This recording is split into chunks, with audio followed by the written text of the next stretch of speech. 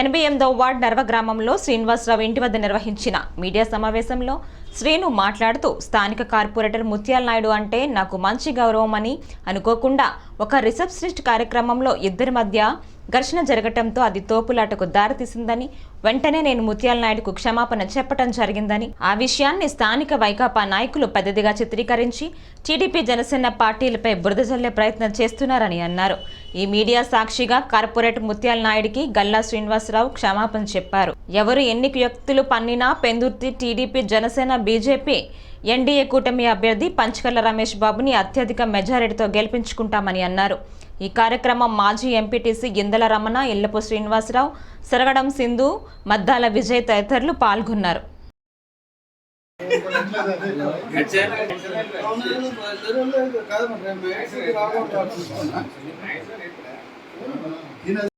ఈరోజు ముఖ్యంగా పత్రికా సోదరులకు ప్రెస్ మీట్ పెట్టడానికి ముఖ్య కారణం నేను గల్లా శ్రీనివాస్ 88వ వార్డు.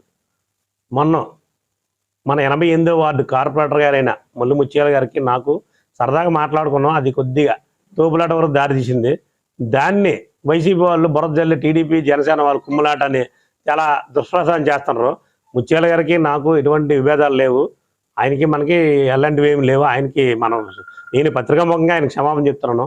ఆయన వీధుల్లో ఆయన మనం కలిసి పనిచేయడానికి సిద్ధంగా ఉన్నాం. మేము టీడీపీ జనసేన భారతీయ జనతా పార్టీ పొత్తులో భాగంగా ఉమ్మడి అభ్యర్థిగా పంచకర్ల రమేష్ బాబు గారిని గెలిపించుకోవడానికి అన్ని విధాలా మేము సాయశక్తులు అందరం ప్రయత్నం చేస్తాం. మా అందరం కృషితో ఆయన గెలుపు కూడా ఖాయం. ఈ విధంగా ముత్యాల గారికి నేను ఈ పత్రికాముఖంగా క్షమాపణ చెప్తున్నాను. నా వల్ల ఏమైనా తప్పు ఉంటే క్షమించమని కోరుకుంటున్నాను.